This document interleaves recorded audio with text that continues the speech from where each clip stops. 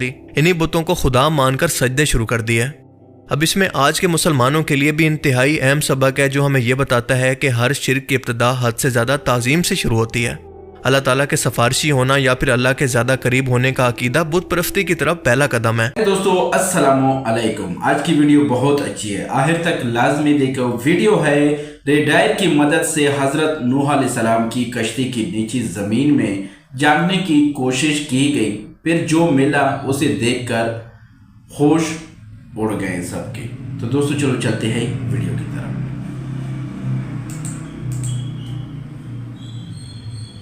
حضرت نوح علیہ السلام پیغمبروں میں ایک انتہائی اہم ترین شخصیت ہیں۔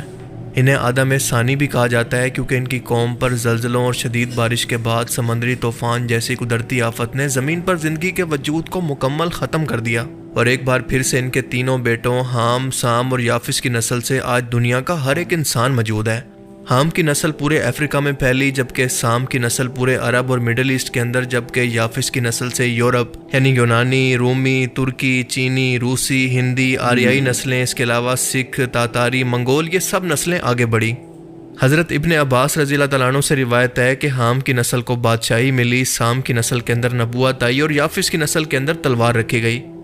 حضرت نوح علیہ السلام کی قوم وہ تاریخ کی پہلی قوم تھی جس نے شرک کا آغاز کیا، ورنہ اس سے پہلے صرف کفر اور ایمان یعنی صرف دو عقیدے دنیا کے اندر موجود تھے۔ اور اس شرک کا آغاز ایسے ہوا کہ ان لوگوں نے اپنے درمیان رہنے والے نیک لوگوں کی موت کے بعد تعظیم کے طور پر ان کی مورتیاں بنا کر عقیدت کے طور پر اپنے گھروں کے اندر رکھنا شروع کر دی۔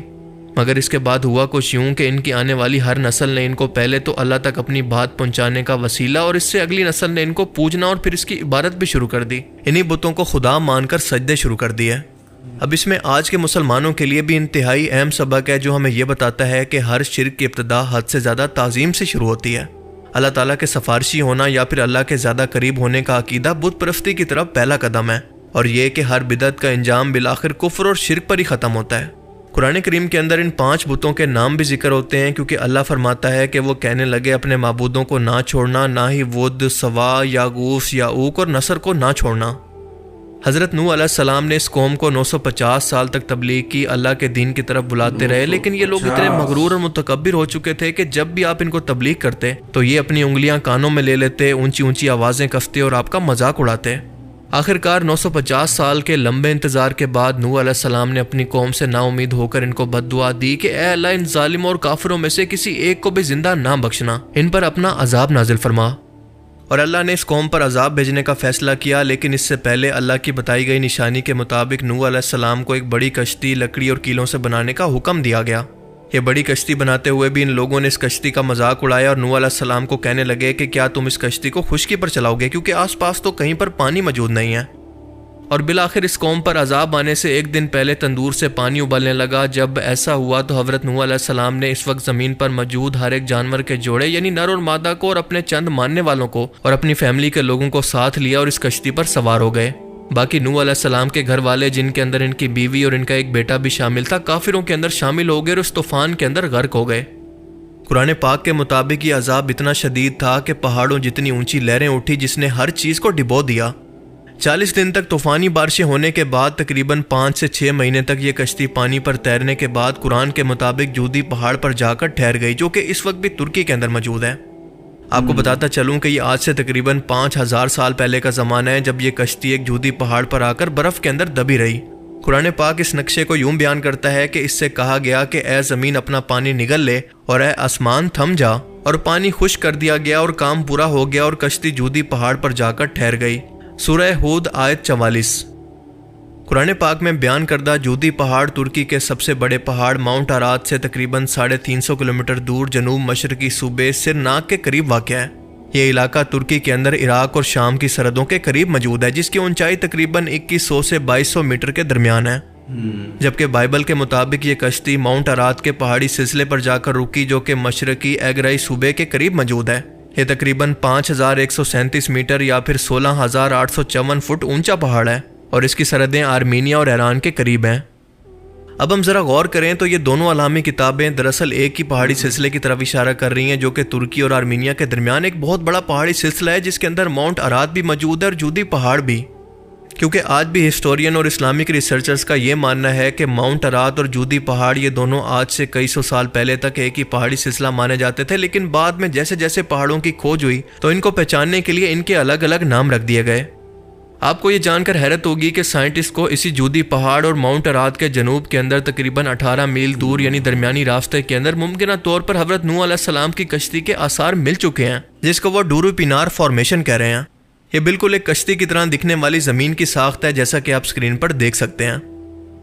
نوح علیہ السلام کی اس کشتی کے بارے میں قرآن پاک کے اندر واقعہ پر زیادہ زور دیا گیا ہے بجائے اس کی ڈیٹیل کو ڈسکس کرنے کے، جبکہ بائبل کے اندر اس کی ڈیٹیل پر زیادہ زور دیا گیا ہے۔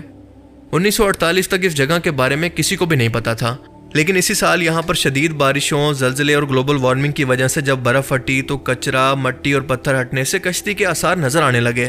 اسی دوران اس جگہ پر ایک کردش چرواہا موجود تھا جو کہ اپنی بھیڑ بکریاں چرا رہا تھا۔ اس نے پہلی بار اس عجیب و غریب قسم کی کشتی کو دیکھا تو باقی مقامی لوگوں کو جا کر اس کے بارے میں بتایا۔ 1959 کے اندر ایک ترکش پائلٹ جس کا نام تھا الہان ڈورپائنر، اس نے پہلی مرتبہ ہوائی جہاز پر بیٹھ کر آسمان سے اس کی تصویر لی تو اس تصویر کے اندر واضح طور پر کشتی کے سٹرکچر کو دیکھا گیا اور دنیا کو پہلی بار اس کے بارے میں پتہ چلا، اور اسی پائلٹ کے نام کے نسبت کی وجہ سے اس جگہ کا نام ڈورپینار فارمیشن رکھا گیا۔ 1960 سے 1980 کے دوران ویسٹرن آرکیولوجسٹ یہاں پر ریسرچ کرنے کے لیے آتے رہے، لیکن اس وقت ان کے پاس ظاہری نشانیوں کو دیکھنے کے علاوہ کوئی جدید انسٹرومنٹ موجود نہیں تھا جو اسے نوح علیہ السلام کی کشتی ہونے کی تصدیق کر سکتے۔ لیکن حال ہی میں نوح علیہ السلام کی کشتی پر ریسرچ کرنے والی امریکن ریسرچ ٹیم نے رڈار ٹیکنالوجی کی مدد سے اس کشتی کے نیچے تہہ کے اندر جا کر پتہ چلانے کی کوشش کی کہ کیا ان کو وہاں پر اس کے متعلق کوئی ثبوت ملتا ہے یا نہیں، اور جو کچھ ان کو وہاں پر ملا وہ انتہائی حیرت انگیز تھا۔ ملیے اینڈریو جون سے، جو کہ نوح علیہ السلام کی اسی کشتی پر ریسرچ کرنے والی امریکن ٹیم جس کا نام ہے نوز آر سکین کے ایک ریسرچر ہیں، اور ان کا کہنا ہے کہ اس جگہ پر رڈار سے زمین کے نیچے سکین کرنے کے بعد ان کو تقریباً 13 فٹ لمبی سرنگ دکھائی دی جو کہ اس پوری ساخت کے بیچ میں سے گزر رہی ہے، اور اس کے علاوہ اس سکین کے اندر زمین کے نیچے 3 تہیں یا پھر ڈیکس بنے ہوئے بھی نظر آئے جو کہ بائبل کے اندر کشتی کی تفصیلات سے میل کھاتی ہیں۔ بائبل جینیسس 6:16 کے اندر آتا ہے کہ اللہ نے نوح علیہ السلام کو حکم دیا کہ کشتی کے لیے چھت بنانا اور اس کے ایک طرف دروازہ رکھ اور اس کے 3 درجے بنانا، نیچے، درمیانی اور اوپر۔ نچلے حصے کے اندر تمام جانور ان کا کھانا پینا موجود تھا، جبکہ درمیانی درجے کے اندر نوح علیہ السلام کا تمام اناج اور کھانا پینا، جبکہ سب سے اوپر کے درجے کے اندر ان کے لوگ موجود تھے، یعنی ان کا خاندان موجود تھا اور ان کی رہائش تھی۔ اور یہی نہیں بلکہ بائبل کے مطابق اس کشتی کی لمبائی 300 کیوبٹس یعنی تقریباً 515 فٹ اور اس کی چوڑائی 50 کیوبٹس یعنی 86 فٹ کے قریب تھی، اور اس کی اونچائی تھی 30 کیوبٹس یا پھر 52 فیٹ۔ حیرت انگیز طور پر اس ڈورو پینار کی لمبائی اور اس کی چوڑائی بھی تقریباً اتنے ہی سائز کی ہے، اور اس سکین کے بعد تو یہ بھی کنفرم ہو گیا کہ اس کے بیچ سے گزرنے کا بڑا اور سیدھا راستہ بھی موجود ہے جو کہ آپ رڈار کے ذریعے آسانی سے دیکھ سکتے ہیں۔ اور اسی کشتی کے 22 فٹ نیچے رڈار سکینز کے اندر ریکٹینگولر شیپس نظر آئی جو کہ ان 3 حصوں کی طرف اشارہ کرتی ہیں جو کہ نوح علیہ السلام کی کشتی کے اندر موجود تھی۔ مزید سکین کے اندر اس کشتی کے اندرونی کمروں یا پھر حصوں کو بھی آسانی سے دیکھا جا سکتا ہے۔ Standing here actually where the 2019 GPR survey had found right below the surface here those angular structures, and that was about 20 feet below, about 7 meters, and so it was throughout this whole area that are possible rooms to Noah's Ark. Now, of course, excavation or core drilling would give us more details about those angular structures that we're seeing below the ground. اب researchers کے مطابق یہ کشتی کیونکہ لکڑی سے بنی تھی تو ہزاروں سال پر ایک جگہ پر کھڑے ہونے کی وجہ سے یہ لکڑی مٹی کا حصہ بن چکی ہے، لیکن اسی خاص جگہ کی مٹی کو جانچ کے یہ فیصلہ کیا جا سکتا ہے کہ کیا اس مٹی کے اندر اور اس کے آس پاس موجود مٹی کے اندر کوئی بدلاؤ تو نہیں۔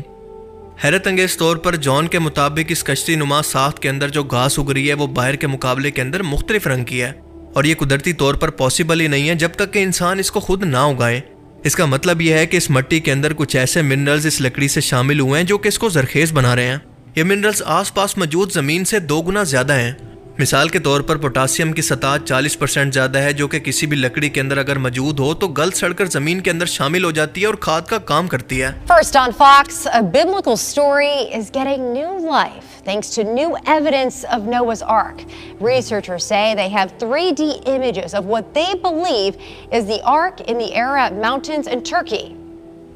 Here it is, a huge boat-shaped object sitting below the ground in the mountains of Ararat in Turkey. It's a man-made object, and it's a ship form. So we're not going to find a sign that says, made by Noah and Sons But what other ship would it be that, you know, on the side of a hill at 6,500 foot elevation in the mountains of Ararat? 7th international symposium बराए mount अरात and नूस arc की researcher team ने इस जगह के 30 मट्टी और पत्थर के नमूने लेकर इस्तांबुल टेक्निकल यूनिवर्सिटी को एनालिसिस के लिए दिए, और इसके एनालिसिस से ये पता चला कि इस मट्टी के अंदर मरीन डिपॉजिट और इवन के समंदरी हयात या फिर समंदरी जानवर, मिसाल के तौर पर मोलस्कस के आसार पाए गए। और इन सैंपल्स की तारीख के मुताबिक ये 3500 से 5000 साल पुराने हैं, जो कि बाइबल और कुरान के अंदर बयान करदा तूफान नूह के वक्त से हूबहू मिलते जुलते हैं। अब तक के हालात ये हैं कि रिसर्चर अब इस जगह के मजीद नमूने लेकर अगर इनको मजीद कोई सबूत मिलता है तो इस जगह की खुदाई का फैसला करेंगे, और अगर ये कंफर्म हो जाता है कि ये वही कश्ती है तो ये 21वीं सदी की सबसे बड़ी मजहबी दरियाफ्त होगी, और ये खास तौर पर एथियस्ट के लिए अल्लाह और इसकी अलामी किताबों की सच्चाई का सबसे बड़ा सबूत होगा। और दोस्तों, मेरा ईमान और मेरा दिल ये कहता है कि ऐसा ज़रूर होगा, क्योंकि अल्लाह पाक कुरान करीम के अंदर खुद फरमाता है कि बेशक हमने इससे यानी नूह अलैहिस्सलाम की कश्ती को एक निशानी बना दिया। तो है कोई नसीहत पकड़ने वाला? अल्लाह पाक फरमाता है कि नूह अलैहिस्सलाम की कश्ती क़यामत तक के इंसानों के लिए इबरत और हिदायत की निशानी है। बेशक ये कश्ती आज हमारे अंदर मौजूद ना हो, लेकिन इसकी निशानियाँ क़यामत तक के इंसानों के लिए सबूत के तौर पर इनके सामने मौजूद रहेगी, ताकि वो इससे हिदायत हासिल करें और इस बात को जान लें कि इस किताब को उतारने वाला खुदा भी सच्चा है और इसकी निशानियाँ भी। बाकी आप इस बारे में क्या सोचते हैं? अपनी कीमती राय का इजहार कमेंट सेक्शन में ज़रूर करें। थैंक। तो दोस्तों, ये थी आज की वीडियो। बहुत अच्छी इन्फॉर्मेशन, बहुत अच्छी मालूमात की वीडियो है। आखिर तक लाजमी देखो हज़रत नूह अलैहिस्सलाम के बारे में, उसके वाक़या